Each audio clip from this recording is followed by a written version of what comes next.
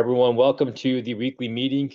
Today we'll be talking about the buying process. I'm going to show you guys the template that I use to talk to clients about the buying process, and you can also use that template to create your own little sequence to talk people through as you're helping them with buying a home. For those of you, I think we have one new person in here, Robert Demery. Anyone else, if you're in a safe situation, feel free to leave your camera on, and if you have any questions, you can unmute yourself or drop questions in the chat box. But now I'm going to go ahead and share my screen. For those of you, has anyone heard of Canva in here? A couple people, nice. So they have like a free version, which is for the most part has all the stuff you need, but whenever like you're creating something, you'll see the little star or this crown thing that they put on it. And it's like, oh, you can only use this if you're a pro member. While in pro membership, I think is like $150 a year or something. I guess they just announced at EXPCon that all EXP agents will be getting a free pro membership to Canva, and then also membership with Sisu. Not super familiar. I've never used Sisu before. I'm not familiar with what that is, but sounds like it's a great tool to use, and something that you can incorporate into your toolbox as a realtor. But that being said, can everyone see my screen still? It's the full screen map of the road to buying. Yep. Okay. All right. So this is the template I use when talking to people about the road to buying a home. And maybe I shouldn't go full screen. Some people unmute themselves. All right. And so this kind of just covers all the main things that the client cares about that I'll be interacting with them about, or sending them documents to sign, etc. And just kind of helps them to fully understand why it takes so long, and so they don't feel lost and they don't feel like you forgot about them, or they don't just have no idea what's going on. Because if with this roadmap, and especially if you send them like a weekly update as you move along through the process, or just as you check off these different steps, where you kind of treat it like a board game and kind of show them how they're moving along. Yeah, it'll just give them peace and like understanding of what's going on, and understand that there's a lot of stuff going on behind the scenes that they don't see, and so they don't feel like they haven't heard from you in a couple of days, and so is the transaction still moving along? And it's like, yeah, no need to worry. It's a 30 to 45 day process, unless you want it to go really fast. But on average, 30 to 45 days, and there's all these other things that are going on behind the scenes that you don't see. So when I'm talking to people about this, I start off explaining that, and let them know that I'm going to give them a copy of this so that they can reference it as we move along. But I let them know that pre-approval is basically step 0 for buying a home. A note on that, you'll hear some people say, like, don't even take people to look at homes unless they're pre-approved.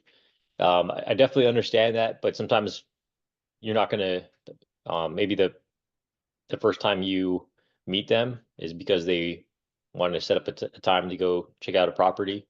Maybe it's rental, maybe it's to buy.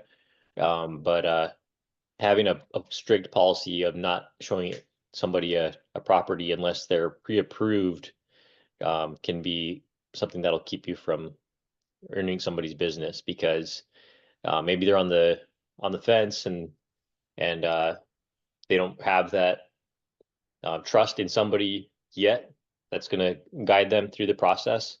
But then you show them that first property, and you demonstrate to them that you're going to take good care of them, that you're going to make sure they don't buy some piece of crap house that's falling apart, or that's overpriced or anything like that. And so you demonstrate that um, the confidence that you have, and they're able to put their trust in you. And then from there, you can connect them with a lender to get pre-approved. But yeah, do let people know. So then, well, let's say this meeting with the client was um, the day after the day we went and checked out a bunch of homes, and they're like, "Yeah, we're excited about this buying now. Now we're ready to get pre-approved." And so I let them know, "Hey, pre-approval is like step zero. So we're kind of getting ahead of ourselves by kind of figuring out where to live and go shopping. So pre-approval is step zero because you don't want to. And if somebody's just like already ready to trust you through the whole process from the moment you meet them." Um, you want to emphasize that the importance of getting pre-approved is so that they understand what they can actually afford. So you don't go checking out houses that are double what they qualify for, and then their heart is broken when they're like, "Oh man, like I can only afford half of what I thought I was able to afford. Like I don't even know if I want to buy anymore. I think I'll just rent the type of place that I wanted to buy." So there's that, and then once they figure out what they're pre-approved for, then you start also look at um, where they want to live, and you start narrowing down the search for them on the MLS, but also just in your mind. And as you like, build an understanding of what types of homes are located in like what type of neighborhoods near, well, what amenities like downtown living or rural farm type living. Once you develop the understanding, you can talk to them about where they want to live, and then you'll start to have specific areas that come to mind. And then after that, um, start setting up times to go shopping. I typically will set up the MLS search, and I'll be picking out places with on my own that I think fit what they're looking for. Because sometimes people will look through the MLS and they think certain houses are what they want, just based off of the photos and based off of what they see on the map. But over time, you'll start to develop like a sense of when someone starts describing something, a specific area will come to mind for what they're looking for. And then after you're done shopping, move on to um, making an offer. So once you see 5 to 12 homes, um, they start to get a feel for what type of property they want, and then you put together the offer. And I let them know that the offer, because sometimes people think like, is it verbal? Is it something that I got to sign? Like, what is the offer? And I let them know it's like a 20 to 30 page document, depending on the property, and it's very detailed document that we'll go over. We'll set aside a time for another meeting to go over all the details of the offer, so you fully understand it. So you're not, um, just clicking through, feeling like you're doing one of those terms and conditions things where you just hit accept and move on. And so you let them know that is an actual document that they will digitally sign. If you happen to have an old school client, maybe you can print it out for them and do paper sign. But I recommend doing the digital signature, much easier, especially if there's any kind of mistakes or anything, you can just easily adjust it. And then after the offer is made, or it's kind of simultaneously with the offer, you're doing some negotiations. So maybe before you submit the offer, you reach out to the listing agent, kind of ask them what the competition is like, or ask them what the seller is looking for. Maybe the seller wants to rent the property back for a little bit before they move out because they're PCSing and don't want to stay in the hotel. But you work out those negotiations and then eventually get offer accepted. And then I let them know that earnest money is due typically 3 days after offer acceptance. Um, some of these things might vary in the state you're in, but this is kind of like the typical time frame we use. So 3 days after earnest money is deposited, and a big question they often have is that what is that earnest money? And then there's also different terms for earnest money in different states. Like some people call it hand money. I think like in North Carolina or something. Um, Good faith deposit, whatever it is. But you let them know that that money, it's typically about 1% of the purchase price of the home, and it's just kind of showing, for one, that the buyer is serious about the property because they're depositing their money into an account to kind of reserve this house, but also shows that they have the funds available to pay for closing costs. Because if you had absolutely no money and you're just like shooting from the hip trying to figure out if you're actually going to be able to afford a place as you're in the process of buying it, then yeah, that would put the seller in a really uneasy position. And then after the earnest money is deposited, you start setting the timeline for everything else. But depending on how the contract for your state is structured, all these other items will be based off of the offer acceptance date. So then after offer acceptance, after earnest money deposit, what we do is my wife, Samantha, who's also a realtor, will send, she does all the behind the scenes stuff. She'll send an email saying like, congratulations, here's a share drive folder with all the documents throughout this transaction. So if you ever need to reference any documents, this is where they are. 9 times out of 10, they'll forget that that's there, but it's at least there. So you can say, hey, here's that link that I sent you on day one. So they don't feel the need to contact you like, hey, my command is asking for the purchase contract because they needed to extend my TLA. And so all the documents are already there and they can just reference them. And then we have a Google Drive that we pay for. And so they can have those documents there for a while to reference if they ever need them in the future. But in that email, we provide to them our top 3 choices for home inspection and for termite inspection. But I do let them know that those are our 3 top choices that we worked with a lot and trust, know that they're going to do a good job. But they're more than welcome to go on Yelp or Google reviews and find their own.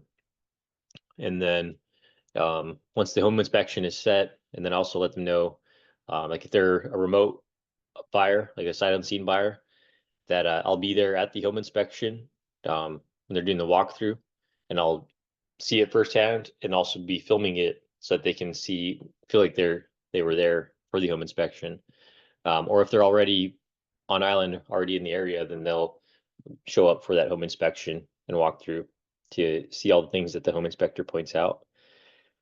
And then after that, so that's referred to as the J1 period here, because that's the paragraph of the contract where the home inspection is described, or due diligence period. And then we move on to a little more negotiations if there's a bunch of items that were found during the home inspection, where we're requesting a credit that the buyer can eventually use to put towards those repairs, or negotiating with the seller to physically fix some items before the close of escrow. And then once we move past those negotiations, we move on to, and kind of simultaneous with the SRPDS period, which is the seller's real property disclosure statement. That's the document that shows the history of the home from the seller's perspective. And the way I describe that form, and you guys have a similar form in whatever state you're in, it's kind of like the form that you fill out when you go to the doctor, and it asks yes, no, maybe, or never. And so any item that has a yes on it, the seller is supposed to explain why that answer is yes, because it's typically something that's bad or something that the incoming buyer would care about that happened or that exists with the property. Like if there's loud noises from aircraft, then you hit yes, or you check yes on that box, and then you explain the house is right in the flight path of aircraft, so there's lots of aircraft noise. And then if there's an association, we have the M1 docs, or document review period, and that's where all the documents for the association, sometimes it could be upwards of 400 pages of the financials, the rules, meeting minutes, all that stuff for the association. And so the prospective buyer has the opportunity to review those documents to make sure they all make sense to them and that they are at peace with them before proceeding beyond that point.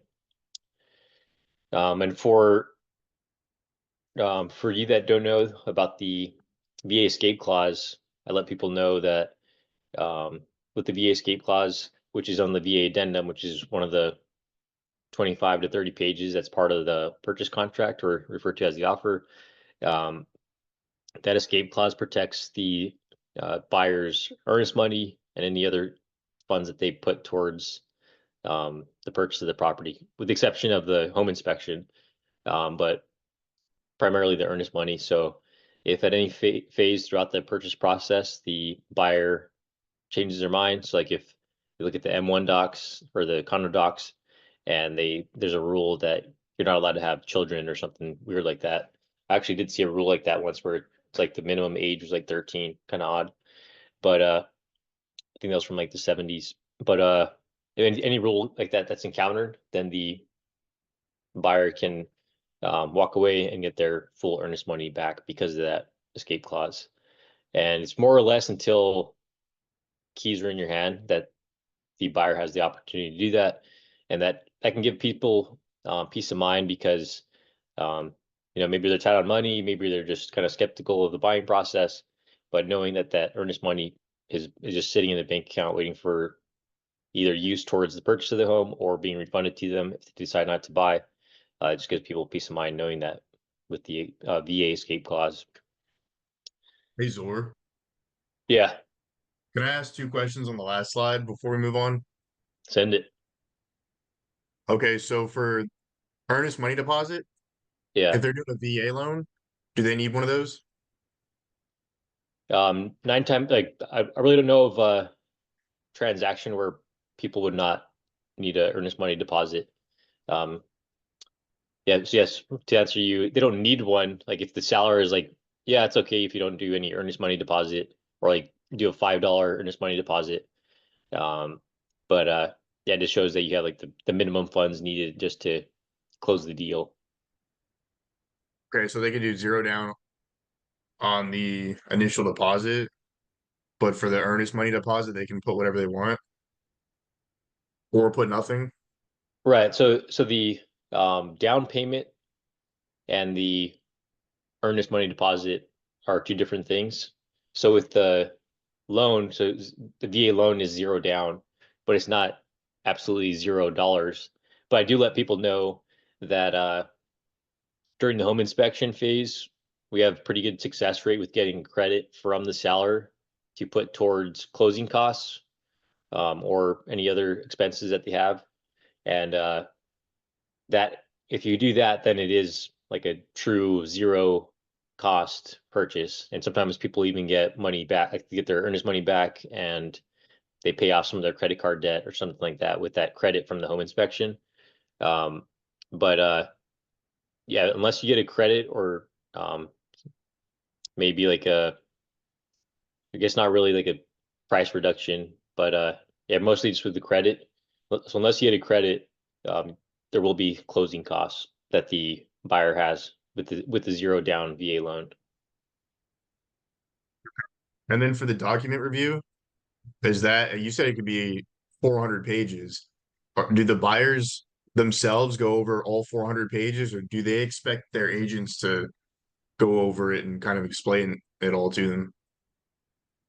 We kind of leave it up to them. We say, okay, if you have any questions, let us know, or if you want to sit down and go over these documents, let us know.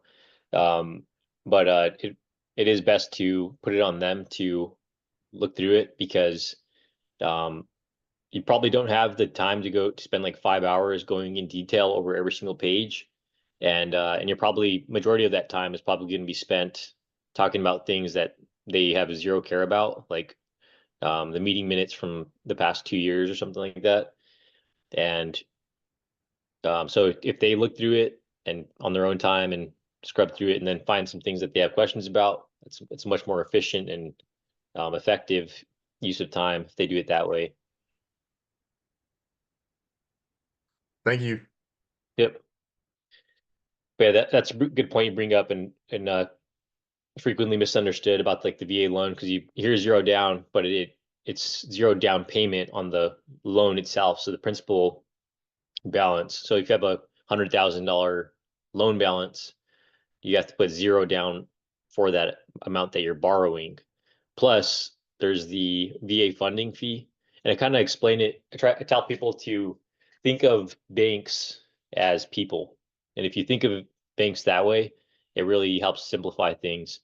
Because if you went to a bank and said, "Hey, um, let me borrow $100,000," and they're like, "All right, what do I get if you don't pay me back?" And you're just like, nothing." Then the bank that person is not going to lend you $100,000 just because, or even if they're like a really good friend of yours. But if you give them some kind of collateral, some kind of incentive that they'll get, or some kind of reassurance, then it starts to make more sense. And so that's where like PMI comes into play, private mortgage insurance.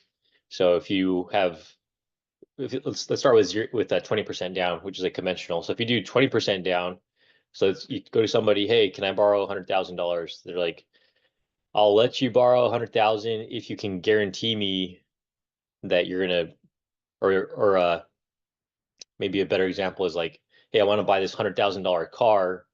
Can you help me buy it and I'll pay you back instead of paying the bank back?" So that person's like, "Yeah, sure, I'll lend you $80,000 if you put $20,000 into it. And if you don't pay off the car, then I get to take it." That makes a lot more sense than, "Yeah, I'll just buy you the car and you can drive it. And then eventually you'll pay me back." And then with PMI, it's like you do 5%. So anything less than 20, you're going to be doing PMI. And so let's say that same friend is like, "Yeah, I'll pay $95,000 for the car and you just pay 5,000. But because you have so little skin in the game, I also want you to, in addition to the payments you're paying me, I want you to give me a little extra to, give me a peace of mind that you're going to pay me back." And then so with the VA loan, somebody else, which is the VA, it's kind of like joining in on your team, and you're talking to that buddy who is the bank, and you're like, "Hey, can I borrow $100,000 for this deal for the car, whatever it is, however you want to think of it." And then the VA steps in and says, "Hey, they're not going to put anything down. It's a zero down benefit because they served the country. But if they happen not to pay, then we'll step in and we'll pay like 30 some thousand in order to cover their back payments, or like their lack of paying the mortgage, and then you can take over the house after that." So, but yeah, that kind of, when I started thinking about banks that way, it really helps to simplify things, because at first it's just like there's just money that you can ask for, and they may or may not give it to you. Because then if you think about like DTI, debt to income ratio, if you're again asking your buddy, "Hey, can I borrow $100,000 to buy this car?" And they're like, "All right, what are you doing for work? Like, how do I know you even have the ability to pay me back?" And you're like, "Oh yeah, I'm just gonna, I don't have any money coming in right now. I'm gonna try to make it big as being a realtor. And I heard that if you have a really nice car, you'll close a lot of deals.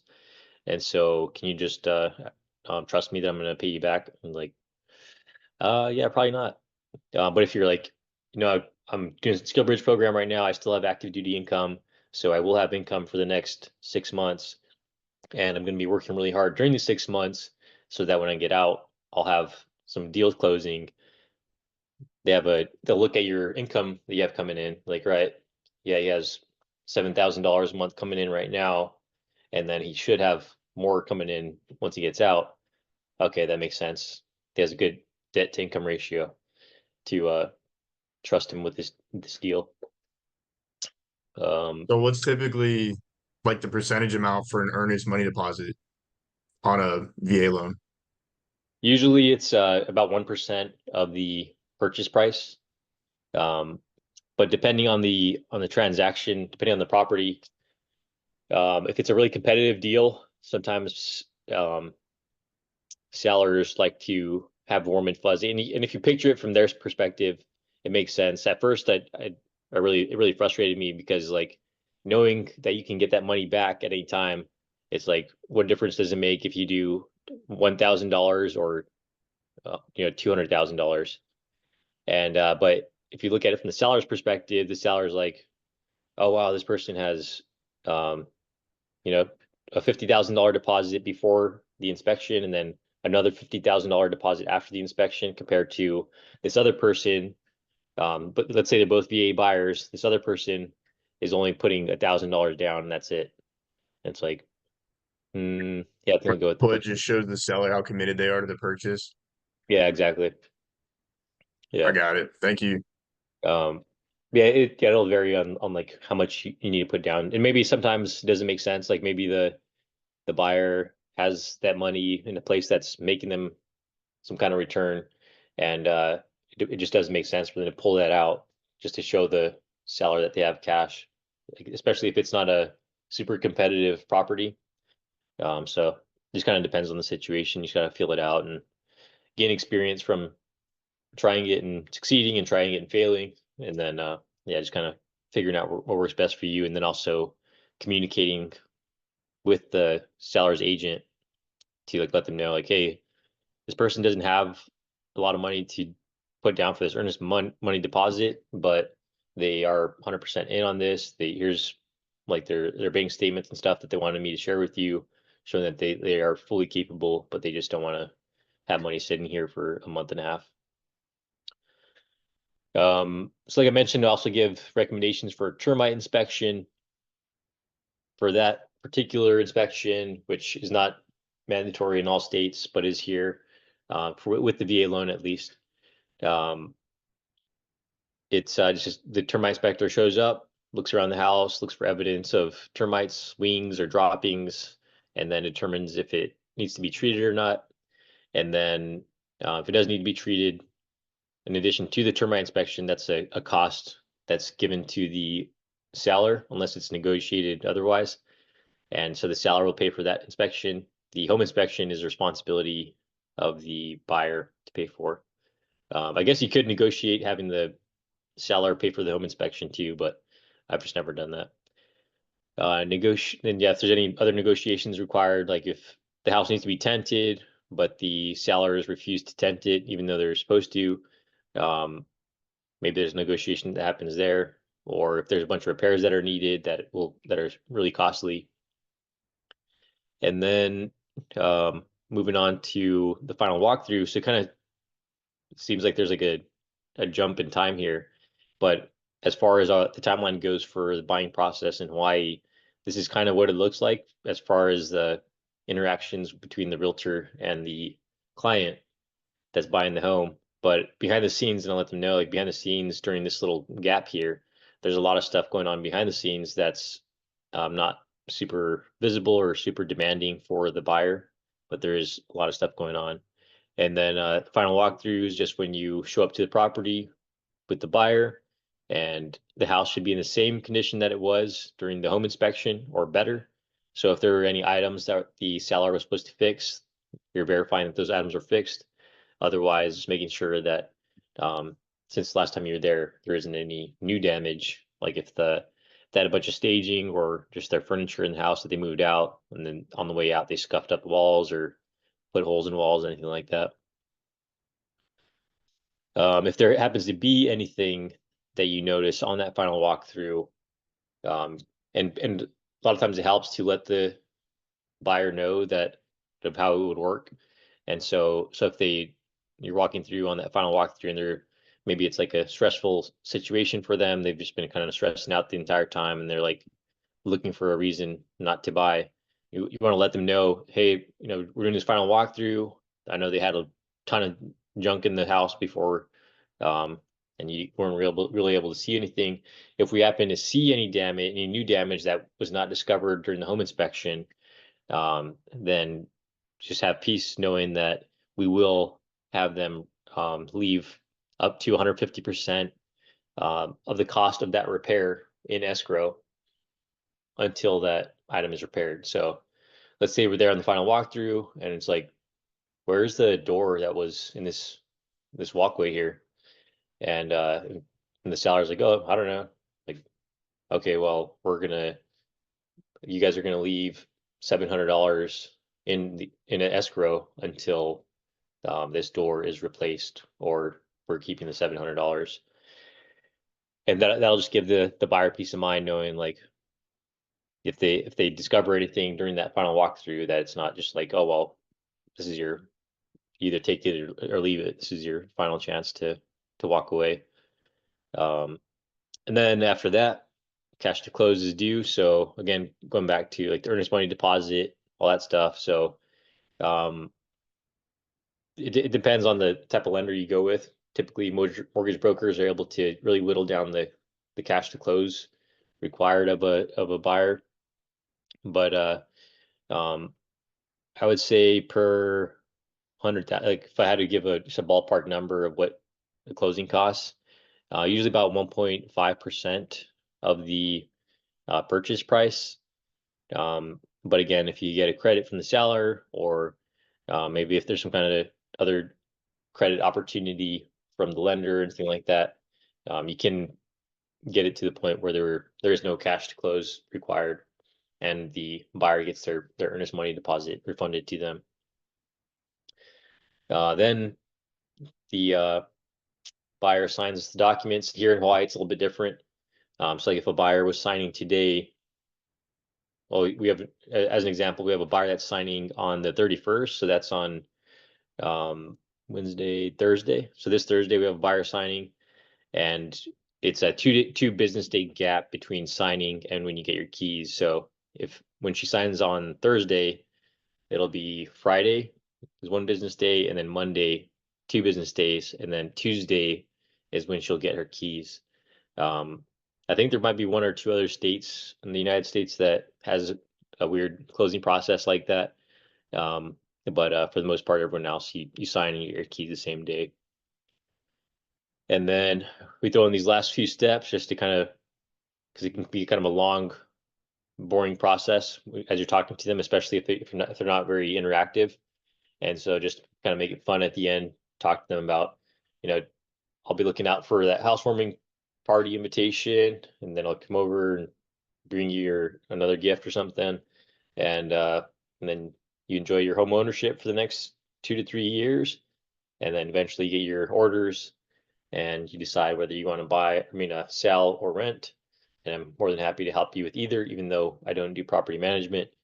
And then if you choose to sell, we help you sell your home and send you on your way with a nice big check. And then that's it. But something to keep in mind is that it is a lot of information that you're explaining to them. Kind of might feel like you're wasting your time explaining all that to them, because they're just going to forget it. But you're just kind of laying that base level foundation for them to understand what's going to be happening in the next 30 to 45 days or longer if you're just starting the shopping process and pre-approval. Um, and um, as the more you reference that document or the template that you decide to use, the more they'll kind of be able to take care of themselves and like understand, like, all right, I'm kind of wondering what's going on right now. They look at the map, like, all right, they said, now that we made our earnest money deposit, we'll be expecting an email with all the information about the inspections and all other stuff. And they kind of just use that to help themselves along through the process. But I'll drop the link for this template.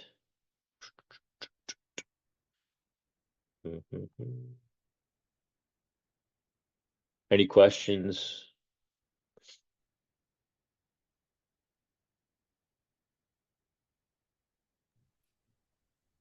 Hey Zor, for this buying process, just because I've seen it differently from different agents, for which ones do you think is a priority that you're attending?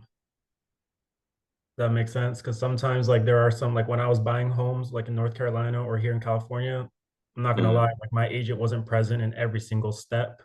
In North Carolina, she wasn't even present for the home inspection. So like, what do you feel like, as an agent, to show that you're supporting them and you're there for them? Like, which ones should you be at?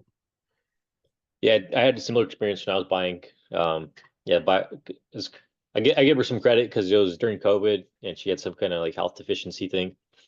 But yeah, after we made the offer, I never saw my agent again, even not even for closing, to give me the keys. The sellers actually give us the keys. But here at least, it's for the home inspection. That's like a must.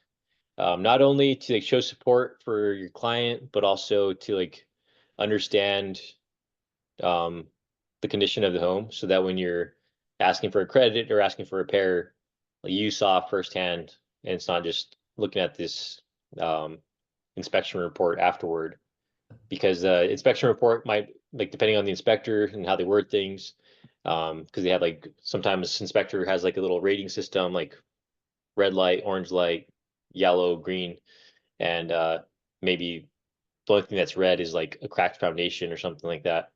And so if you see it firsthand and you're like, hey, seller's agent, I saw this thing and it's pretty bad. It's here's a picture that I took on my phone, and it's probably going to lead to issues. And I actually recommend that you get it fixed ASAP, because or tell your sellers to get it fixed ASAP, because it's kind of like a health hazard or a safety hazard. Um, so yeah, both for like personal support, like building that rapport with your client. Definitely recommend being there for the home inspection. I'd recommend being there for signing. Here in Hawaii, some agents don't feel the need to go to the signing, because um, it's really just closing day for the lender, so that like the lender's work is done once those documents are signed. And so you're just kind of there, just kind of sitting, maybe making some jokes, or just being moral support, answering some minor questions that might come up. But that's another big one that I always go to, and that's really it for um, the process in Hawaii. There might be for termite inspection, the buyer doesn't go to that. It's just the termite inspector just pops in, does their thing. Same thing with the appraisal. You just hear about it after it's already done. Right. And then obviously during the buying process, you definitely want to be there. Kind of, if it's somebody that wants to see like every house in the area, they want to do like a million showings. And but they don't necessarily feel like they need you there every showing. Maybe you do the first 15, 20 showings with them, like 3 to 4 days of like 5 showings each, and you kind of show them like that you know what you're doing, and like give them tools on how to know if a house is good or not, like things to check, like kind of a checklist type thing as they're going through. Then they can kind of build an understanding of how to take a look at a home to know if it's even worth putting an offer in, because you don't want them to put an offer, or like get into escrow on a home, pay $500 to $600 for home inspection, only to find out there was like a very obvious issue with the house that they could have avoided had they seen it when they were first walking through. But yeah, Okay. being in the shopping process. So, and sometimes it'll feel like, oh man, this person's never gonna find a place they like. But before you know it, they find one that they like, and then you only see them like twice more before the deal is closed, and kind of wish you could rewind the clock and keep building that friendship. Okay. Yeah, Yeah, because in North Carolina and here in California, every time I've, bought a house, they always just left it to the notarizer.